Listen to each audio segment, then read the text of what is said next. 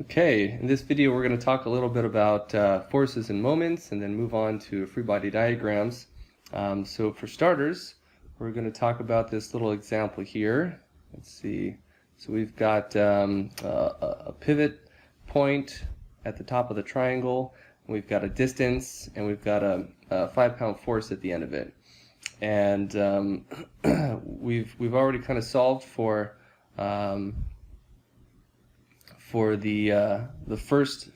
number 1 down here in the discussion answers in red. Moment equals 30 foot-pounds. So what if we were to change it and look at number 2, where our teeter-totter or seesaw is tilted at 30 degrees? How would we go about solving that? Raf and I have been talking about this a little bit. And Raf, what's the formal definition of a moment? M equals FD, but it's the force at a perpendicular angle, right? That's right. Yep, perpendicularity is important here. So right now, let's jump over to a little sketch pad here. Okay, so we've got our triangle, our teeter-totter thing, and we've got a force over here. This is 6 feet. This is 5 pounds.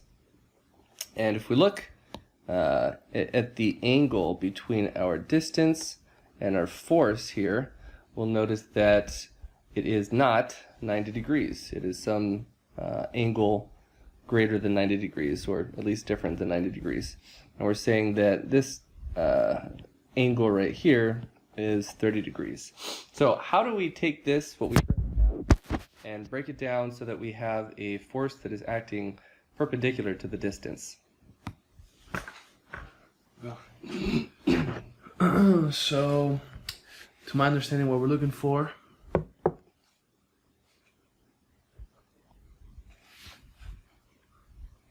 it's how do I erase? How do I go back? Undo. Mm-hmm.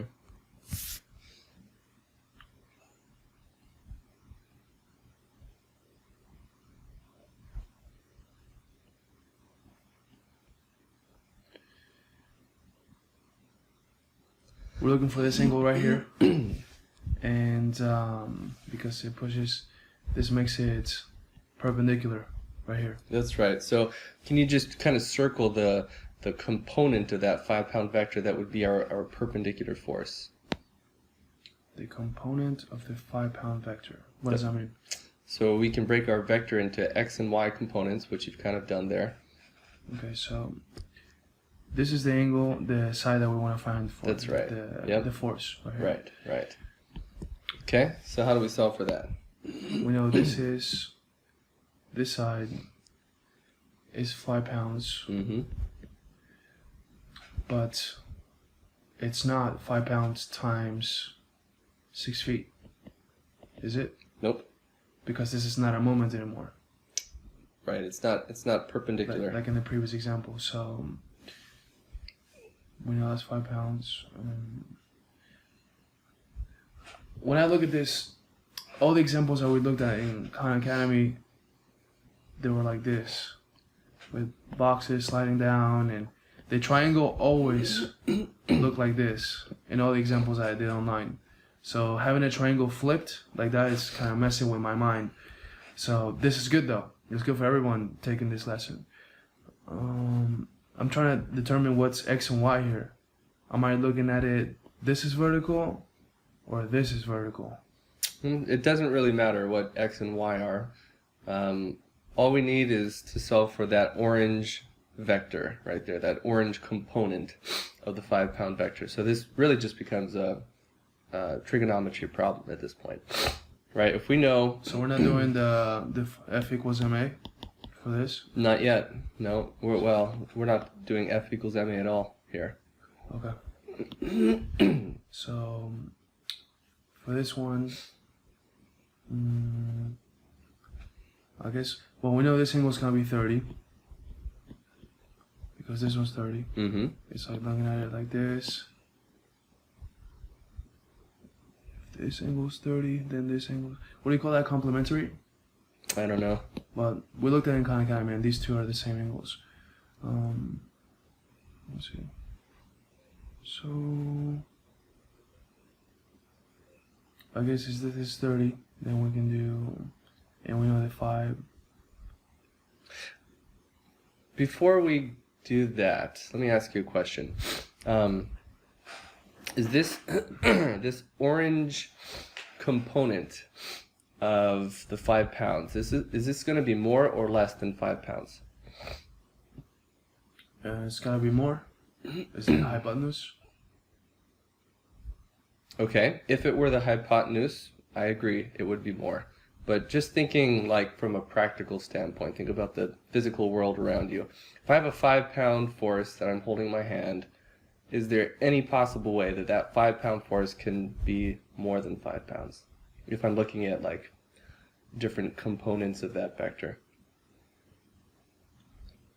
I guess 5 pounds stays the same.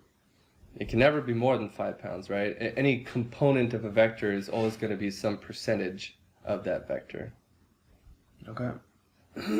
So it can't be more than 5 pounds, which tells me that cannot be the hypotenuse. Because if it was the hypotenuse, based on how you've drawn it there, it would be more than 5 pounds. But just based on laws of physics, a 5-pound weight can never have a vector component that's more than its own weight. Let me draw something. So let's say we've got a vector here. We'll just call this, I don't know, V for vector. And I wanted to draw an X and Y component of it. So here would be an X component, and here would be a Y component.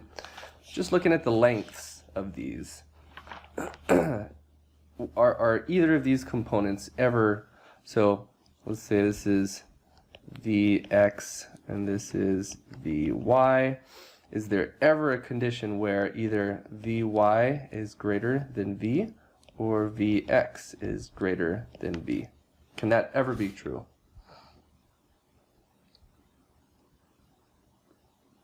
I think so. Yeah? Show me how. Depends what are the dimensions of the triangle. If this is like a 90, 45, 45, or a 90. Okay, 60, good point. 30. So this is always 90 degrees right here. So we're talking about length of the side. Mm-hmm. The lengths of the sides.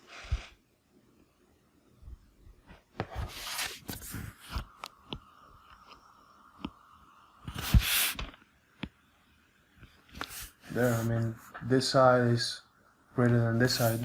Mm-hmm. Yeah, but that's not what we wrote down, right? We're this if this is the hypotenuse right here, we're saying, is this side ever greater than the hypotenuse, or is this side ever greater than the hypotenuse? Oh, then the hypotenuse? No, the hypotenuse is always longest. Right, exactly. The hypotenuse is always longest. So think of the hypotenuse in this case as our 5-pound weight. There's no component of that 5-pound weight that can ever be more than 5 pounds. Oh, I totally agree with that then. But I'm confused as what the hypotenuse is in this drawing then. Okay, so let's redraw this a I thought little that the bit. yellow was the hypotenuse. Well, as you've drawn it, it is. So we're going to redraw this. Let's just maybe make a new one over here.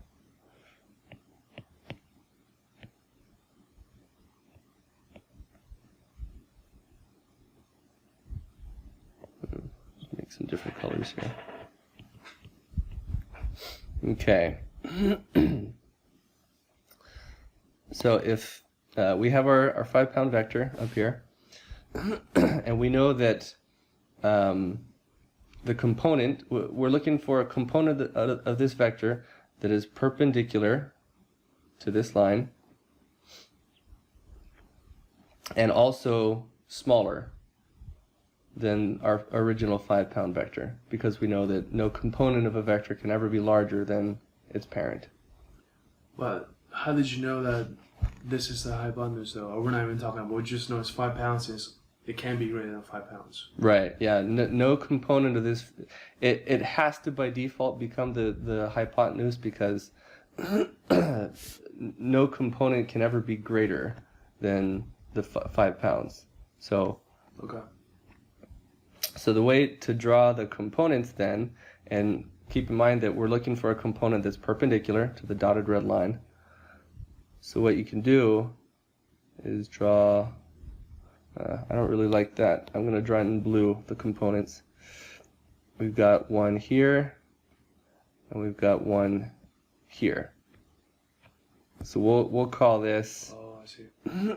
even though it's not perfectly y, we'll call this, I don't know, force in the y direction, forced in the mostly x direction. So now you have a component, f sub y, of our original vector, and that f sub y is perpendicular to our distance, the red dotted line, right? The part that confused me was, if we are here, this is the back of my head, and these are my eyes. Mm-hmm. If I'm looking at this, I see this side as being the y, because this is vertical to me. Okay. But now we tilted it. So now we look at this as being the y. Mm-hmm. So this is what's happened. It doesn't really matter what you label it, and you do kind of have to flip your thinking a little bit Okay. to see it. That's just going to take some practice.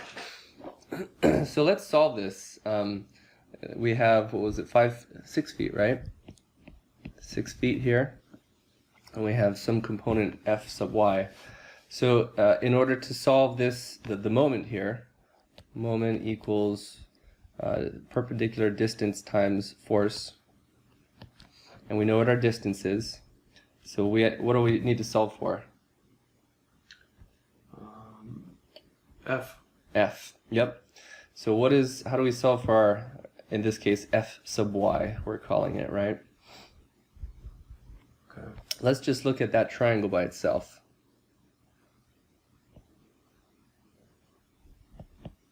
So we know that this is 5. And based on what you were saying earlier, we know that this angle up here is 30 degrees. And this is f sub y. So how do we solve for f sub y given we know our hypotenuse is 5 and our angle is 30 degrees? So this is sine, this is cosine. So 5 feet cosine 30 equals Fy. I always have to like say it out in my head, so I always use this SOHCAHTOA thing.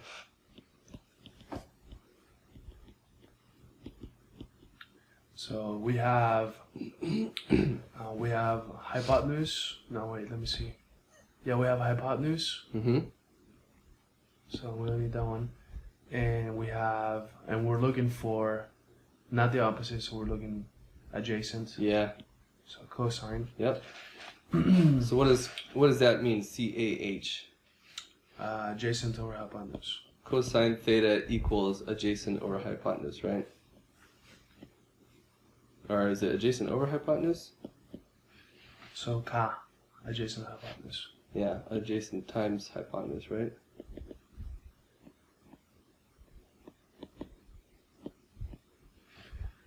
What's adjacent Fy? Over 5 pounds. And then you multiply over here, so it cancels out. And that's how you end up with this. So now we just need to have the equation. So cosine of 30 degrees, is that what we're looking for? Yeah. 0.87. No, actually we're looking for 5 times cosine 30 degrees. Okay, times 5 is 4.3. Okay, so let's look at that. 4.3, just kind of like ballpark, does the length of f sub y look like about 4.3 relative to our 5-foot hypotenuse? Yeah, it doesn't look, it's almost 5, just a little bit less. Mm-hmm. So it looks about right. Yeah. Yeah. Yeah, okay, cool. So 4.3 feet.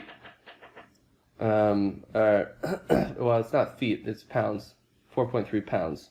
Oh, excuse me. Good correction, yeah. So the moment equals 6 feet times 4.3 pounds force. equals whatever that's, well, let's see what it says, equals times 6 equals 25.98 equals 25.98 foot pounds force. Okay, so that's the solution. But let's try one other thing. What we did was we changed our force to have a vector that was perpendicular to this 30-degree dotted line. But let's take a look at what would happen if, instead of changing our force, so let's draw this same diagram here. We've got 5 pounds of force coming down here. This is 6 feet. And then we have, you know, our 30-degree angle here. What if we wanted to use this 5 pounds of force and come up with our answer, but instead of changing the 5 pound and breaking it out into different component vectors, what if we what else could we do here to come up with a perpendicular force and a distance? Let's say we're keeping 5 pounds of force constant. We're going to use that for the force. How can we change the distance to satisfy the definition of a moment equals a perpendicular force times a distance? What are we solving for? I'm used to setting up equations and solving for something. But the fact, before you give me the answer, I need to know how to set up the equation too. I need to be able to do this on my own. So are we doing the m equals fd? Yes. Same thing? Yep, solving for the moment here. So we're solving for the moment here again? Nope, we're gonna, this time so last time we changed our force value to use the perpendicular component of it, the perpendicular component relative to that 6 foot length. Let's say that this time we want to just use our 5 pound force vector that's going straight down. We're not going to break it out into components. So we know F is 5. And this time we want to change our distance so that instead of our 6 foot distance, we use a component of our 6 foot distance that's perpendicular to that 5 pound force. So we're kind of doing the opposite of what we did last time. To get this line to become this line? Or? That's right. Yep. Can we move the triangle to the right? Nope, we don't need to do that. You just got it right now. We're going to solve for this component of the distance. As long as we have perpendicularity between our force and our distance, that's all we need to satisfy the moment equation. Whether the perpendicularity is taken from the force or the distance, either way, in theory, it'll give us the same answer. So we're solving for this triangle? Yeah, solving for which leg of that triangle? So this is cosine, and this is sine. I know it's from the shortcuts from Khan Academy. I've done it so much, but this would be adjacent. Okay. This is opposite. And if we're looking for adjacent, can I do a shortcut? All right.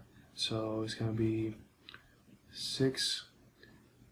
This time it is feet. Times cosine 30 equals adjacent. So what would that equation be? Okay, so let's see, we got cosine 30 again, right? Times 6. Times 6 times our 5 pound force, right? Oh, where did that come from? Well, let's start over then. So we've got cosine of 30 times 6. Yeah, that's right? The length. Oh, something didn't clear. So cosine of 30 times 6 feet is 5.2, basically. Can I write that down? So this is 5.2 feet. Now, So, where do I plug that in? M equals the F. So this goes here. Mm-hmm. And the force is still 5? Mm-hmm. Okay. So 5 times 5 is 25. 25 is going to be. Okay. Times 5 equals 25.98. So what was our... Let me set this up in my mind first. Okay. So, we found the moment now. Mm-hmm. This moment equals 5.2 feet times the force was 5. Well, force, it's in newtons, right? Well, we're using pounds force. It's just a different unit. Oh, okay. That's the key. Not just pounds, it's pound force. Mm-hmm. And moments equals, what was it, 25.9? Yeah, let's see, what was it? 25.98. Okay. So this is our moment. Mm-hmm. Now, how does that compare to the last moment we calculated? But I'm trying to understand where this moment is. Like, this would be here. This is the moment. A moment always acts around its pivot axis. So where's the pivot axis here? Right here. That's right. Yep. Well, I wouldn't draw a vertical line there. The point. Just like this? No. Or just the point? Just the point is going. You can picture it as an axis that's going in and out of the page. So looking at it from here, it just looks like a point. Mm. Okay. I'm trying to understand what this moment is, looking at this whole triangle. It's conceptual, right? It's hard to say this is the moment, but let's pretend that pivot axis is your shoulder, that 6 feet is your Goliath length arm, and you're holding a 5-pound weight at the end of it. That 25.98 foot-pound force moment is what you feel when you're holding that weight out at that distance and at that angle. But this side is now 5.2 feet, so we're not doing 6 feet anymore. True. So this would be the moment of a length that's 5.2. Mm-hmm. And we need for the length to be 5.2 for there to be a moment. Because it makes it, was it perpendicular? Perpendicular, yes, that's right. You need perpendicularity to calculate the moment. Okay. So you were saying, how does this compare to the other one? Yeah. So what's your prediction? Is this going to be more or less than the other moment that we calculated?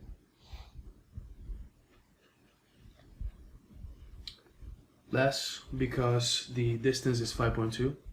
Okay. Let's see. Here's the first one that we calculated. So it's the same. It's the same exact thing.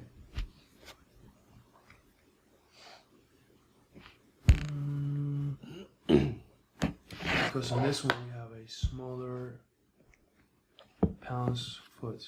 Smaller force. Smaller force. Yep. Why do we have a smaller force?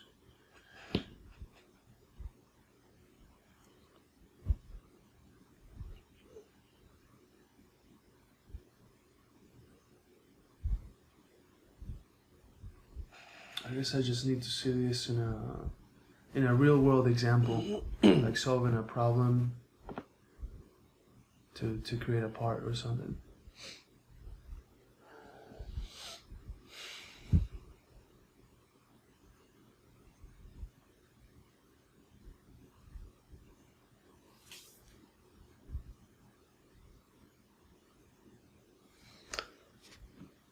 Well, let's maybe go back to the shoulder example.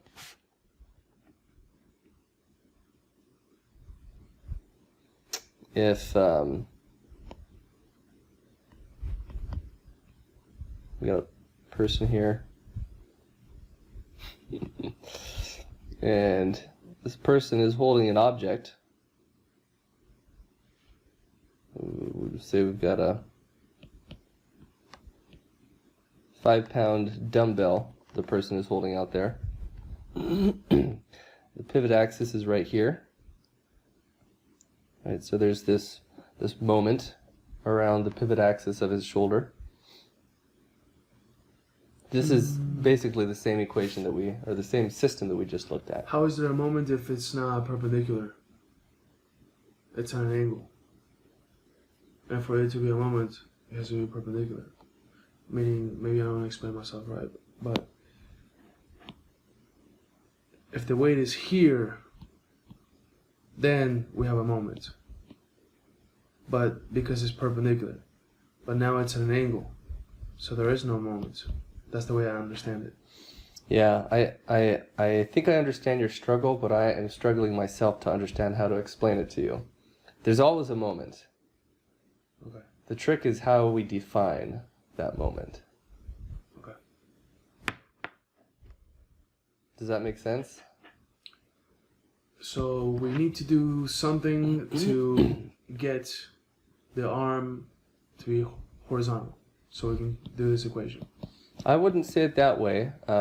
We need to do something so that we have perpendicularity between the distance and the force. Okay.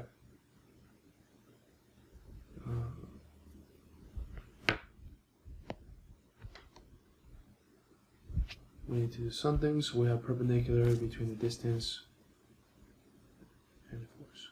This is the force. Mm-hmm. The yellow is the distance. And in what direction is that force acting right now? This force is going. It's going down. Mm-hmm. Straight down. Why? Gravity. Yes. So this is not. It's not perpendicular. It's not Correct. 90 degree. Correct. So we need to. What is this again? This will be 90 degrees. Mm-hmm. So this is the side that we care about. Because once we can find this one, what happens when we find this one? Let me see. Then we can do the m equals ft calculation. Mm-hmm. Right. Utilizing this. Mm-hmm.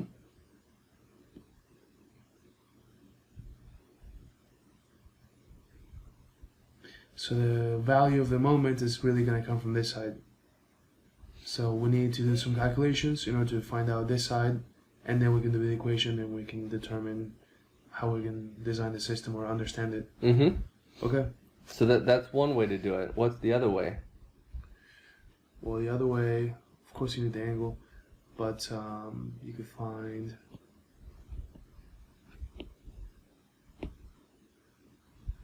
this side.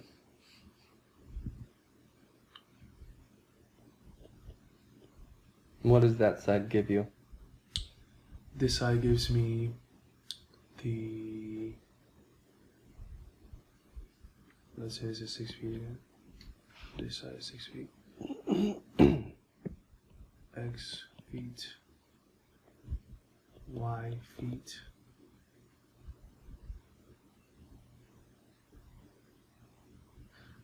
No, we're not looking for this side, we're looking for this side in fact. Yes. Because it's the distance. Good. But that could be confusing though. Because this time, I want to change the color so I'm confused. Did I change it by clicking that? No, that's the eraser. This one? Mm-hmm. Up here we're looking for this side. Mm-hmm. Which you may think, oh, I'm just going to do the same thing and look for this side. No. When you do it here, you're looking for this side. I'm trying to understand why now. Why did up here I look for this side versus down here I look for this side? It all comes back to the P word.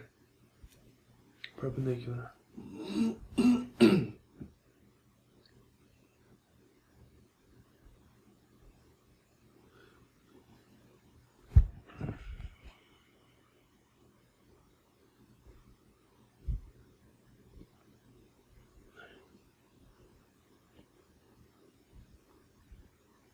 I guess we always look for the long side. That's not the hypotenuse. The second longest side. But that's not a good way to remember. I'm going to forget that. Yeah, that's not a good way to remember. So the question is, why up here I look for this side versus down here I look for this side? Mm-hmm.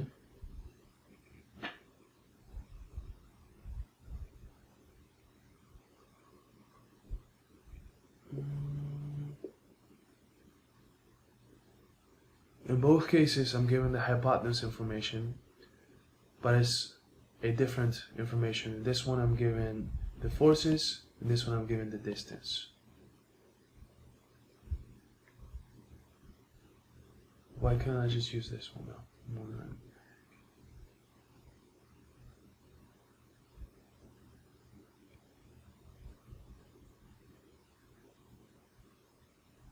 Well, I guess it's as simple as I'm solving for different things. In this one, I'm solving for the force. In this one, I'm solving for the distance. And once I find that out, I just plug it into the equation. Yeah, I think you had a really good point earlier. Start with the equation, right? What is it we're trying to solve for? Exactly. Okay, I understand. Okay. If you found this content helpful, consider enrolling in our signature program at mypipelineacademy.com. Whether you're an individual interested in beginning a new career as a mechanical designer or a company interested in training your new engineering hires, our signature program helps students develop the practical skills they need to be productive mechanical design engineers. Seating is limited. We hope to see you there soon.